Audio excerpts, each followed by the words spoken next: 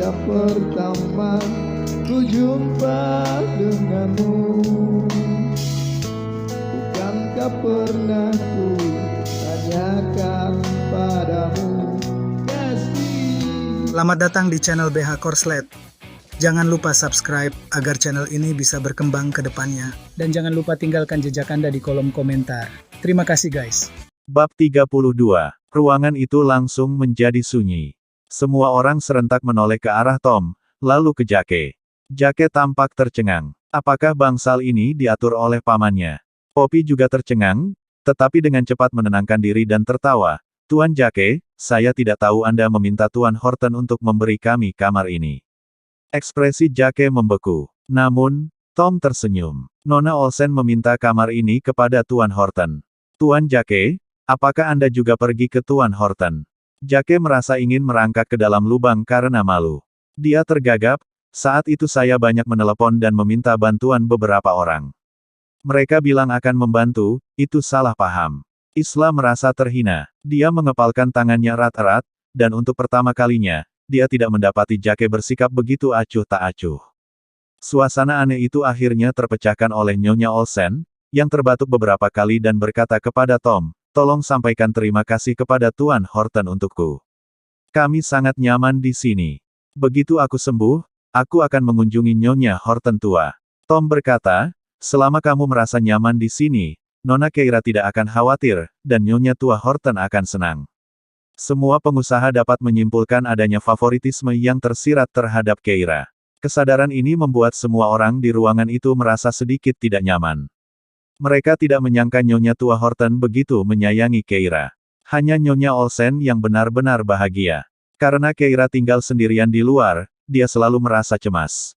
Namun karena hubungan mereka agak rapuh, dia tidak bisa terlihat terlalu dekat dengan Keira. Sekarang setelah Nyonya tua Horton dengan tulus peduli pada Keira, Nyonya Olsen akhirnya bisa tenang. Keira sedikit terkejut. Dia tidak menyangka Louis lah yang membantunya. Dia menatap Poppy, sedikit senyum mengejek tersungging di bibirnya. Marah dengan ekspresinya, Poppy menggerutu. Anak nakal, apa yang kamu banggakan? Hanya karena kamu punya pelindung, bukan berarti kamu lebih baik.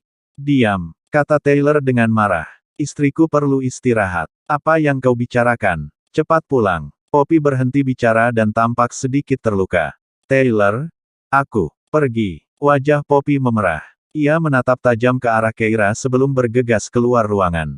Setelah dia pergi, Keira menoleh ke Nyonya Olsen. Nyonya, bagaimana tidur Anda semalam? Mendengar hal ini, Nyonya Olsen tanpa sadar menggenggam botol obat kecil yang disembunyikan di bawah selimut dan berkata perlahan, aku tidur sangat nyenyak. Sudah lama sekali aku tidak tidur senyaman ini. Saya senang mendengarnya. Keira tidak menjelaskan banyak hal, tetapi hanya mengangguk. Aku akan membiarkanmu beristirahat. Baiklah. Saat Keira dan Tom meninggalkan ruangan, mereka melihat Louis berdiri di lorong.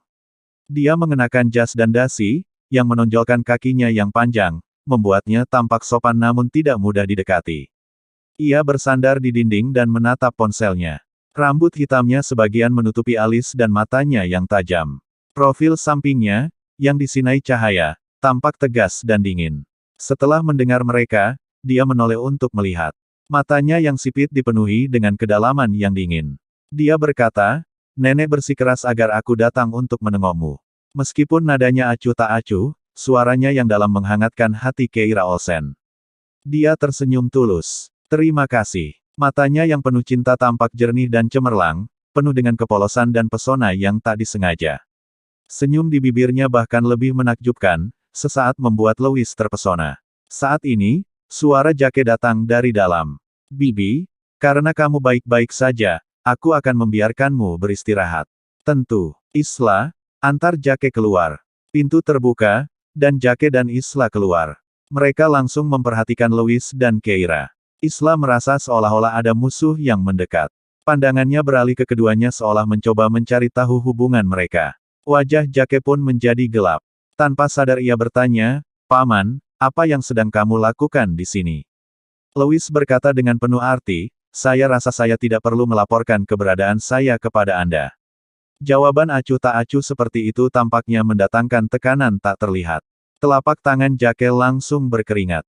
Bukan itu maksudku. Dia menarik napas dalam-dalam dan menatap Keira. Wajah gadis itu memiliki semacam kecantikan yang tak tersamarkan. Tuan Horton juga seorang pria yang tampan. Ketika keduanya berdiri bersama, mereka bagaikan sepasang kekasih yang ditakdirkan untuk bertemu di surga. Rasa cemburu yang kuat menguasai Jake, dan ia tak dapat menahan diri untuk tidak berbicara lagi. Nona Olsen, Anda telah merawat nenek buyut saya di rumah sakit selama ini. Apakah suami Anda tidak keberatan? Keira tercengang. Dia tanpa sadar melirik Tuan Horton, dan berkata sambil menyeringai, dia mungkin tidak keberatan. Ekspresi Jake berubah drastis. Sebelum dia sempat mengatakan apapun, Louis tiba-tiba berkata, apakah kamu akan kembali ke bangsal? Nenek sudah menunggumu. Kembali lagi. Keira sedikit ragu. Sudah lama sejak dia mendengar ungkapan itu. Karena dia tidak punya rumah untuk kembali.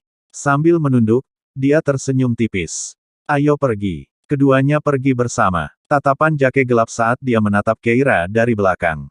Untuk sesaat, dia merasakan dorongan untuk menerimanya kembali dengan cara apapun. Namun Isla memegang lengannya dan berkata, Jake, aku pasti akan membantumu mendapatkan bantuan Dr. South. Jake tampak tersadar kembali. Baiklah, aku akan mengantarmu turun ke bawah. Oke, setelah dia pergi, Isla merasakan krisis yang mendalam. Ketika dia kembali ke bangsal, dia melihat Ibu Olsen bangun dan bergerak-gerak. Matanya berkedip. Dia berjalan ke tempat tidur dan berpura-pura merapikan spray, sebelum berseru, Bu, mengapa ada sebotol obat di tempat tidurmu? Taylor mengerutkan kening. Bukankah ini obat tanpa garansi yang diberikan Keira padamu? Shirley, kenapa kamu mengangkatnya lagi? Ibu Olsen menjelaskan, saya minum satu tadi malam, dan tampaknya berhasil. Bagaimana mungkin? Jelas sekali pil tidur itu yang manjur. Taylor menyambar botol itu dan berkata dengan nada meremehkan, siapa yang tahu dari mana dia mendapatkan obat itu? Bagaimana bisa kau meminumnya begitu saja? Apa kau tidak takut itu akan membahayakan kesehatanmu? Nyonya Olsen buru-buru berkata, jangan dibuang. Saya tidak akan meminumnya malam ini. Saya ingin melihat obat mana yang manjur. Taylor berkata dengan enggan. Baiklah. Tak lama kemudian, hari sudah malam. Bibi South memegang pil tidur di tangannya, tampak seperti sedang memegang obat mujarab. Setelah melihat Nyonya Olsen meminumnya, dia mematikan lampu dan meninggalkan ruangan dengan tenang. Ruangan menjadi sunyi. Setengah jam kemudian, masih tidak ada suara di dalam. Bibi South berkata dengan gembira, obat Tuan Jake adalah penyelamat Nyonya Olsen. Dia tidak pernah tidur nyenyak selama lebih dari 20 tahun. Isla berpura-pura malu. Jangan bilang begitu. Bangsal itu tidak diatur oleh Jake, dan itu adalah rasa malu yang sangat besar hari ini. Mendengar ini, Taylor berkata, dibandingkan dengan bangsal, obat ini adalah yang paling penting. Bahkan jika Shirley berada di kamar presidensial, dia tidak akan bisa tidur tanpanya. Keira berusaha keras untuk meminta bantuan Tuan Davis agar bisa pamer dan membanggakan diri. Apakah kita seharusnya berterima kasih dan berutang budi padanya? Setelah itu, dia melirik botol obat yang dikirim Keira dengan jijik. Bibi South, buang saja obat bodoh ini. Jangan biarkan Shirley meminumnya lagi. Begitu dia mengucapkan kata-kata itu, terdengar suara batuk yang keras dan tertahan dari bangsal. Bab 33. Taylor sedikit terkejut. Dia bertukar pandang dengan Bibi South dan segera bergegas ke bangsal. Salah satu ciri batuk karena gugup adalah cenderung bertambah parah di malam hari. Bibi South menyalakan lampu. Semua orang dapat melihat Nyonya Olsen duduk setengah duduk di tempat tidur, tangannya menutupi mulutnya, wajahnya merah karena berusaha batuk. Dia memegangi dadanya. Tubuhnya yang lemah bergetar hebat setiap kali batuk. Pemandangan itu mengkhawatirkan. Taylor memegang bahunya. Shirley, kau baik-baik saja. Namun Nyonya Olsen berkata, obat, lalu dia batuk lagi. Taylor bingung. Namun, Bibi South mengerti dan segera bergegas keluar untuk mengambil botol obat yang diberikan Keira. Nyonya Olsen, obatnya sudah datang. Nyonya Olsen mengangguk, dan saat Bibi South dengan cemas membuka botol dan hendak memberinya tablet, tangannya dihentikan oleh Isla. Isla mengerutkan kening dan berkata, batuk ibu tiba-tiba memburuk. Mungkinkah itu disebabkan oleh obat ini?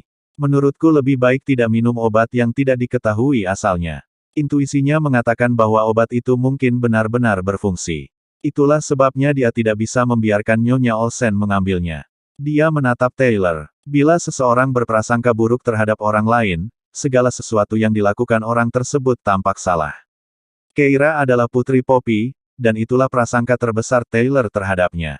Seperti yang diduga, Taylor berkata dengan marah, Keira selalu menyebabkan lebih banyak kerugian daripada manfaat. Aku selalu mengatakan dia tidak bisa diandalkan. Meskipun kau baik padanya, Shirley, dia mencoba menyakitimu dengan obat ini. Jantung Isla berdebar puas. Namun, Nyonya Olsen berusaha meredakan batuknya sejenak dan menoleh ke Bibi South, berikan saya obatnya. Bibi South, yang sangat setia, segera menyerahkan tablet itu kepada Nyonya Olsen, yang segera memasukkannya ke dalam mulutnya.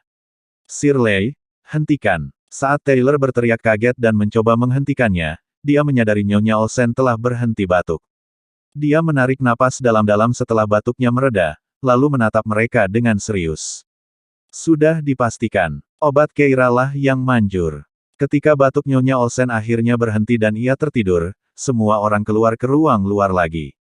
Wajah Isla pucat pasi. Ia menggigit bibirnya dan berkata, Ayah, apakah Keira benar-benar mampu sehingga ia berhasil membeli obat yang mujarab? Kemampuan apa yang dimilikinya? Pasti Tuan Horton yang membantunya membelikannya. Taylor mengerutkan kening. Sepertinya Nyonya Horton tua sangat menyukainya. Isla langsung mengepalkan tangannya. Di bangsal VIP. Apa yang kita makan untuk makan siang hari ini? Wanita tua itu memeras otaknya. Oatmeal. Tidak, itu pasta. Bocah. Benarkan. Louis mengangguk sambil tersenyum. Benar. Wanita tua itu senang. Saya tahu saya tidak punya masalah apapun. Otak saya berfungsi dengan baik. Louis tidak mengatakan apa-apa. Setelah diamati lebih dekat, orang bisa tahu bahwa matanya tidak mencerminkan senyumnya. Malah, mereka makan nasi untuk makan siang. Neneknya lupa lagi. Kondisinya tampak semakin memburuk, dan ingatannya mulai menurun. Pada saat ini, Keira tiba-tiba berkata, Nenek, apa warna dasi Tuan Horton kemarin? Wanita tua itu langsung berkata, ungu. Bocah ini sangat pemilih. Dia bahkan memakai kancing manset berlian. Dan sehari sebelum kemarin, biru. Aku membelikannya dasi biru itu. Keira tersenyum tipis dan menatap Louis dengan penuh arti. Nenek mengingat dengan sangat jelas hal-hal yang dia pedulikan. Louis menatapnya. Dia sedang duduk di kursi malas, tenggelam dalam suasana itu. Dia sedang malas bermain dengan ponselnya. Dengan kepala tertunduk, rambut hitam panjangnya terurai santai di punggungnya, menonjolkan kulitnya yang putih dan membuatnya tampak lembut. Apa yang baru saja dikatakannya dimaksudkan untuk menghiburnya. Kecemasannya berangsur-angsur mereda. Wanita tua itu tiba-tiba terkekeh. Cucu menantu? Aku benar, bukan? Keira berkata, iya. Wanita tua itu lalu menatap Louis. Nak, kau lihat itu. Istrimu bahkan ingat dengan jelas apa yang kau kenakan setiap hari. Dia selalu memikirkanmu. Keira terkejut. Dia hanya memiliki ingatan fotografis. Dia tidak mengingat hal-hal ini dengan sengaja. Dia ingin menjelaskan sesuatu tetapi menyadari bahwa Louis sedang menatap komputer di depannya, sama sekali mengabaikan mereka. Dia pasti tidak memasukkan kata-kata wanita tua itu ke dalam hati, kan? Dalam kasus itu, dia tidak akan menjelaskannya agar tidak terkesan terlalu defensif. Keira tidak menyadari sedikit kemerahan di daun telinganya dan sekali lagi fokus pada pekerjaannya, sentuhan akhir penelitian Alzheimer, masalah yang membuatnya benar-benar bingung. Dia berdiri. Aku mau jalan-jalan. Tepat saat dia hendak mengajak anjing Shiba Inu, Kitten, jalan-jalan, seseorang menepuk bahunya pelan. Dia berbalik dan melihat seorang pria parubaya dengan penampilan gaduh berdiri di belakangnya sambil menyeringai. Keponakan, lama tak berjumpa. Wajah Keira menjadi gelap. Pria ini adalah saudara laki-laki Poppy, pamannya, Finlay Hill. Dia pengangguran dan sangat kecanduan judi. Dia berbicara dengan napas yang busuk, dan giginya yang kuning dan busuk membuatnya mual. Keira mundur selangkah. Untuk apa kau ke sini? Finlay menggosok tangannya, dan berkata dengan nada mesum, ya ampun, kudengar keponakanku tersayang telah mendapatkan simpati dari keluarga Horton. Aku agak kekurangan uang akhir-akhir ini. Bisakah kau meminjamkanku uang? Keira mencibir. Poppy sangat berbakti kepada kakaknya. Ia tinggal di rumah keluarga Olsen tanpa keluar rumah dan memberikan semua biaya hidup yang disediakan keluarga Olsen kepada kakaknya. Setelah Keira meninggalkan keluarga Olsen, Finlay tanpa malu-malu mendatanginya beberapa kali untuk meminta uang.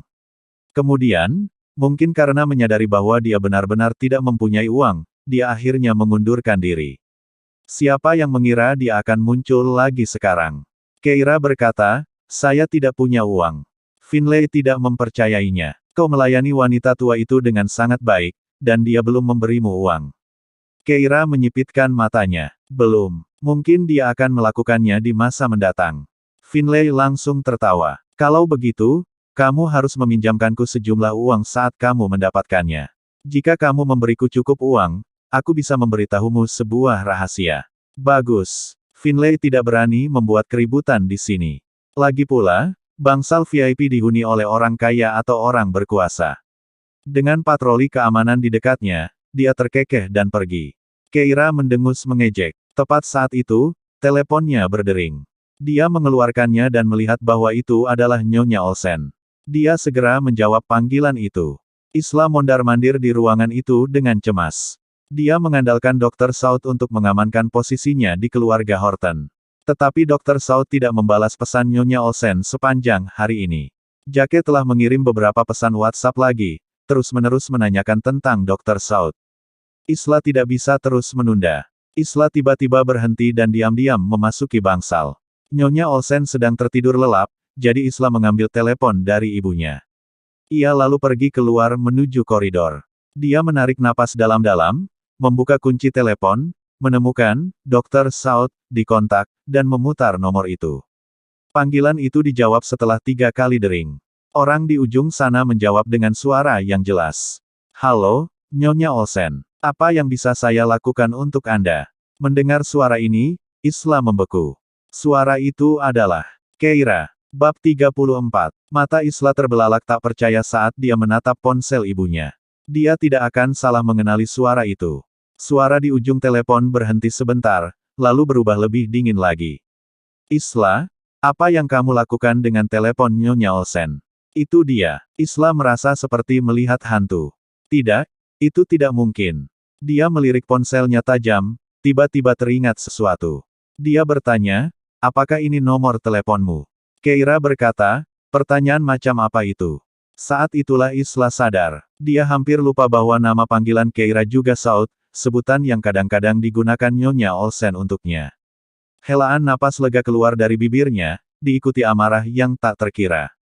Dasar penjilat. Demi mendapatkan hati ibuku, kau bahkan memasukkan nama keluarganya ke dalam nama panggilanmu. Apa kau pantas dipanggil seperti itu? Keira menundukkan pandangannya. Nama itu adalah sesuatu yang dipilihnya saat dia masih di sekolah dasar. South memang berasal dari nama keluarga Nyonya Olsen, alias Jody South. Keira masih muda saat itu dan memilihnya hanya karena dia menyukainya, tidak pernah memikirkan apakah itu akan mengganggu Nyonya Olsen. Dia adalah putri seorang simpanan, tetapi dia mengadopsi nama belakang istrinya. Keira bertanya-tanya apa yang dirasakan Nyonya Olsen saat itu. Dia tidak akan pernah tahu sekarang.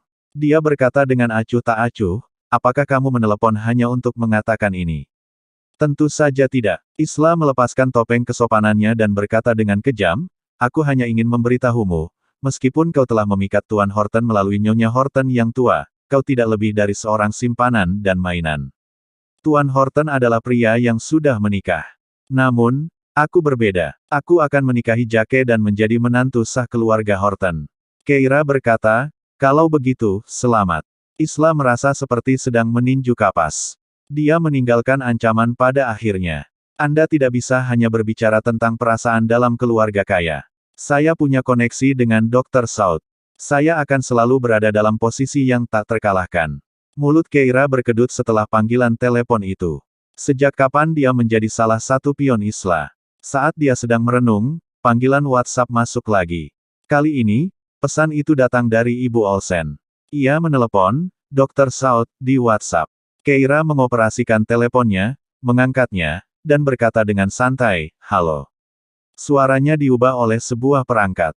Kemunculan Finlay membuatnya mengerti bahwa beberapa hal sebaiknya dirahasiakan untuk menghindari kerabat yang tidak diinginkan. Isla berkata dengan hormat, halo, Dr. South, maaf atas gangguannya. Saya Isla Olsen, putri Jody South. Saya menelepon atas nama Horton Group. Mereka ingin mengundang Anda untuk bergabung dengan tim R dan D mereka. Ibu saya juga menginginkan hal yang sama. Bolehkah saya bertanya apakah Anda tidak tertarik? Keira memotongnya dengan dingin. Isla berhenti. Ia ingin mengatakan sesuatu lagi, tetapi Keira berkata, saya hanya bertanggung jawab atas perusahaan yang mengatasnamakan Nyonya Olsen. Setelah itu, dia menutup telepon. Senin, Keira meninggalkan anak anjingnya pada wanita tua itu dan dengan patuh pergi bekerja.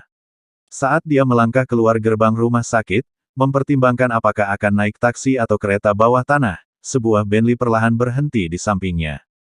Louis menatap lurus ke depan dan berkata dengan acuh tak acuh, masuk.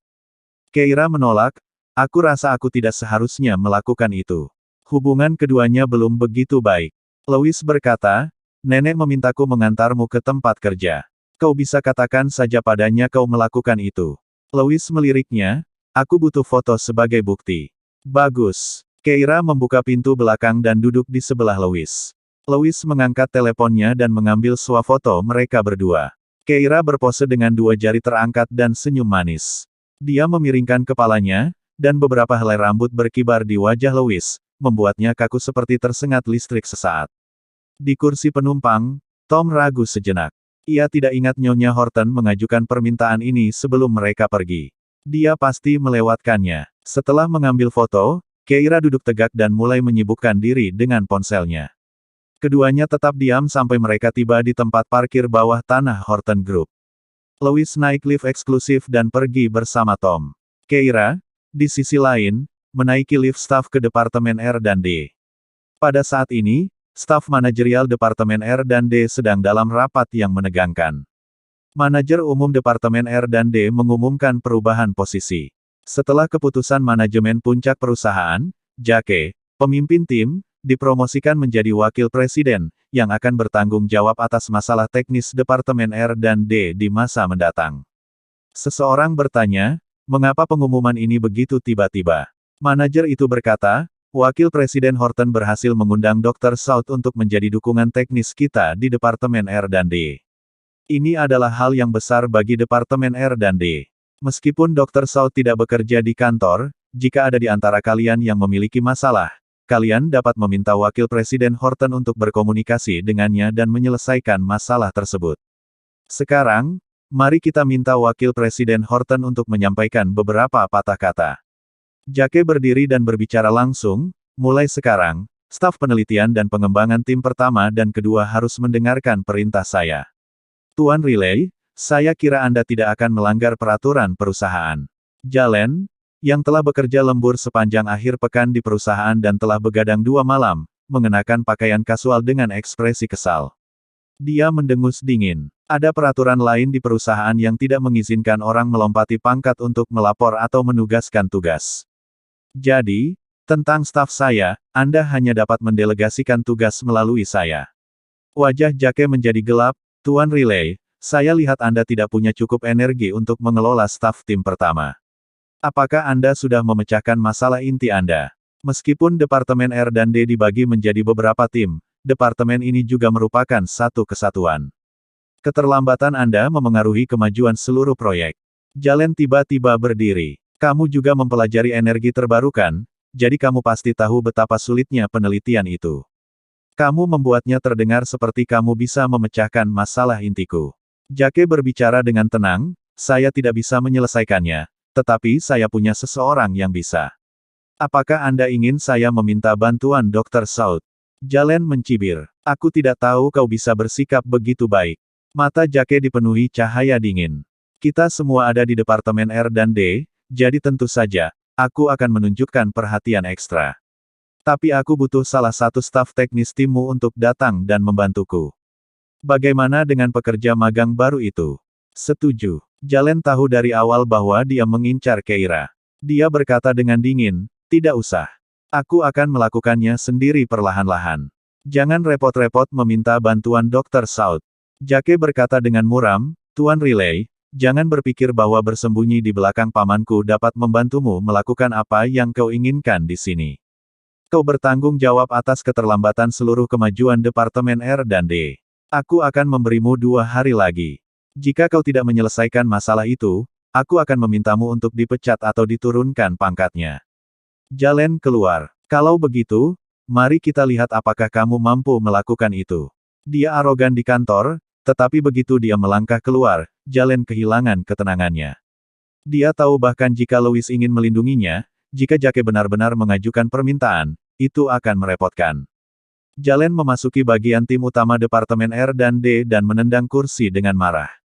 Luka terlambat ke kantor. Dia diam-diam pergi ke tempat kerjanya, takut membuat masalah dengan pemimpin timnya yang sedang gelisah. Dia menyalakan komputernya, membuka kotak masuknya, dan melihat email yang belum terbaca. Hah? Email dari Keira. Apakah dia benar-benar memecahkan masalah inti? Bab 35. Apakah ini serius? Bahkan Jalen, seorang PhD, yang kembali ke negaranya setelah belajar di luar negeri, tidak dapat segera menyelesaikan masalah inti seperti itu. Keira masih mahasiswa. Bahkan jika Profesor Miller memuji bakatnya, bisakah dia menyelesaikannya tidak peduli seberapa baik dia menentang ekspektasi. Luka memikirkan hal-hal itu sambil mengklik mouse. Dia membuka email itu, lalu, dia berkedip. Ledakan. Jalen membanting dokumen yang dipegangnya ke atas meja dan mengangkat dagunya sedikit. Waktunya rapat. Luka tidak langsung menjawab. Sebaliknya, dia menatap email itu. Luka, apa pantatmu terpaku di kursi? Jalen sedang dalam suasana hati yang buruk, dan melihat Luka bergerak lambat, dia berteriak dengan marah. Luka melirik isi email itu, melihatnya sebagai berkas kosong, dan langsung berdiri. Segera datang. Aku akan datang. Keira gagal memecahkan masalahnya, dan dia mungkin mengirim email ini secara tidak sengaja. Ketika dia meninggalkan komputernya, lampiran yang baru saja selesai di buffer di email itu tergeletak diam-diam di antarmuka. Di kantor, Jalen mengerutkan kening dan menjelaskan situasi pada rapat yang baru saja selesai. Dia tidak menyebut Keira dan hanya berkata, dalam 2 hari, jika masalah inti ini tidak dapat diselesaikan, saya akan mengundurkan diri. Saat kata-kata itu keluar, kantor menjadi sunyi. Jalen memang memiliki sifat pemarah dan sering memarahi mereka, tetapi dia adalah seorang pemimpin tim yang berkualitas, dan mereka semua menghormatinya. Setelah hening sejenak, semua orang mulai berbicara. Jalen, katakan saja pada kami apa yang harus kami lakukan. Ya, untuk 2 hari ke depan, kita tidak akan tidur. Ayo kita berusaha sebaik mungkin. Jalen mendelegasikan pekerjaan, meningkatkan beban kerja setiap karyawan beberapa kali, namun tidak ada yang mengeluh. Baru setelah pertemuan itu Jalen merasa seperti dia telah melupakan sesuatu. Dia tiba-tiba menoleh ke Luka. Mana Keira? Kok dia belum kerja? Luka menggelengkan kepalanya, tetapi orang lain berkata, dia datang di pagi hari, mencatat waktu masuk, lalu pergi ke perpustakaan. Raut wajah Jalen langsung berubah muram. Dia berjuang melawan Jake untuknya, tapi wanita itu sudah keluar lagi. Seseorang tidak dapat menahan diri untuk berkata, Jalen, dia terlalu tidak tahu terima kasih. Jika dia bekerja sama dengan kita dalam proyek ini, dia akan memperoleh banyak pengalaman kerja. Luka tidak setuju dengan pendekatan Keira tetapi tetap membelanya. Dia baru saja lulus kuliah. Dia tidak mengerti hal-hal ini, lagi pula, urusan kita terlalu rumit untuknya. Dia mungkin tidak akan mengerti. Kita adalah tim. Bahkan jika dia tidak mengerti, dia harus tetap tinggal dan membantu di saat-saat penting ini, bukan? Apakah dia menerima gaji dan tidak bekerja? Siapa yang melakukan itu? Benar sekali. Ada apa dengan gadis ini? Apakah tim kita mulai menyimpan sepatu santai? Jalen menarik napas dalam-dalam, merasa bahwa Keira tidak tahu berterima kasih. Di atap, Tom telah mengawasi situasi di bawah dan tahu lebih banyak tentang hal itu daripada kelompok 1. Dia mengeluh kepada Louis. Jalen bekerja dengan panik untuknya sementara dia sedang membaca dengan santai di perpustakaan. Sepanjang pagi, dia benar-benar wanita penggoda yang mematikan. Louis mengerutkan kening, matanya yang dingin menatap tajam ke arah Tom. Membaca sepanjang pagi. Ya, dia sudah masuk dan pergi ke sana. Dia bahkan belum makan siang. Buku apa? Saya tidak memperhatikannya. Saya berasumsi itu adalah makalah tentang energi baru. Kau berasumsi. Ketidaksenangan yang jelas dalam suara Louis membuat Tom merinding, tetapi dia tiba-tiba menyadari sesuatu. Dia telah menargetkan perpustakaan sejak dia mulai bekerja, jadi tujuannya bergabung dengan Horton Group adalah untuk mencari informasi. Buku apa yang sedang dibacanya menjadi sangat penting. Tom menundukkan kepalanya, aku akan mencari tahu sekarang. Namun Louis sudah berdiri. Ia mengancingkan jasnya sambil berjalan cepat keluar, hanya meninggalkan sepatah kata. Jangan repot-repot. Dia segera tiba di perpustakaan dan menemukannya di antara buku-buku dalam kategori neurologi. Dia mendongak, matanya cepat menyapu deretan buku, lalu berhenti di bagian paling atas rak. Kemudian dia melihat sesuatu. Dia menyeret tangga, memanjat, dan meraih buku itu. Hari ini dia mengenakan kaos berkerudung longgar, bersama dengan celana jeans ketat. Gerakannya mengangkat ujung bawah kaosnya, memperlihatkan kakinya.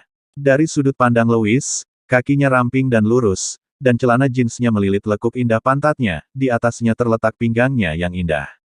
Louis berhenti sejenak dan perlahan mengalihkan pandangannya. Pinggangnya yang indah seakan terpatri di otaknya dan memicu sebuah pikiran dalam benaknya. Pinggangnya begitu ramping sehingga aku bisa melingkarkannya dengan tanganku. Keira tidak memperhatikannya. Setelah mendapatkan buku itu, dia dengan santai membolak-baliknya, dan matanya tiba-tiba berbinar. Buku yang ingin dia temukan adalah yang ini. Saking gembiranya, dia sejenak lupa kalau dia masih berada di tangga dan melangkah maju seakan ingin pergi ke kursi di sebelahnya, tapi kakinya lupa melangkah, dan dia kehilangan keseimbangan. Sekarang dia dalam masalah. Tepat saat Keira memikirkan hal ini, dia jatuh ke pelukan hangat dan kuat seseorang. Saat itulah dia baru menyadari bahwa Louis telah memergokinya. Keduanya sangat dekat, dan dia bisa mencium aroma vanila miliknya. Tangannya yang besar memegang pantatnya, dan panas yang membakar dari telapak tangannya menembus celana jeansnya yang tipis. Jantung Keira tiba-tiba berdebar kencang, dan dia merasa sangat malu. Namun, dia mengerti bahwa dia tidak bermaksud melakukan itu. Itu hanya kebetulan. Keira buru-buru melompat turun, menenangkan dirinya. Tuan Horton, terima kasih. Dia sedikit tersipu. Louis terdiam sejenak, tanpa sadar menatap tangannya yang kosong. Dia begitu ringan dan lembut, sentuhan tadi membuatnya tiba-tiba merasa sedikit gersang. Dia telah menjalankan bisnis ini selama bertahun-tahun, tetapi untuk pertama kalinya, dia merasa sedikit bingung. Dia menundukkan pandangannya, bulu matanya sedikit bergetar. Dia mengendalikan diri dan berkata, sama-sama. Terjadi keheningan yang canggung. Keira berdeham. Aku baru ingat ada yang harus kulakukan di Departemen R&D. Aku harus kembali. Oke, dengan izin Louis, Keira segera menyembunyikan buku yang baru saja ditemukannya di sudut agar tak terlihat, khawatir orang lain mungkin meminjamnya, lalu meninggalkan perpustakaan. Saat dia mencapai lift, wajahnya masih sedikit terbakar. Keira dengan santai mengambil sesuatu untuk dimakan dan kembali ke grup on di Departemen Penelitian. Begitu dia masuk, dia langsung menyadari ada sesuatu yang salah. Rekan-rekannya yang awalnya bersikap ramah padanya kini seolah tidak melihatnya. Kira tidak mengerti dan hanya berpikir semua orang tidak mengenalnya. Sorenya, dia pergi ke perpustakaan lagi. Namun dia dihentikan oleh Luka, yang berkata dengan suara pelan, jangan pergi sore hari. Mengapa? Kira bingung, bukankah mereka mengatakan bahwa selama pekerjaanku selesai, aku bisa pergi. Luka segera melihat sekelilingnya dan memang melihat pandangan aneh dari rekan-rekannya. Dia pun mulai tidak sabar dan berkata dengan nada getir, baiklah, kalau pekerjaan ini sudah selesai, kamu boleh pergi. Tapi, apakah kamu sudah menyelesaikan pekerjaan yang aku berikan minggu lalu? Ya, sudah selesai. Aku tahu ini sulit dan tidak bisa diselesaikan dalam semalam, jadi kamu harus tetap di sini dan tunggu, apa? Bersambung.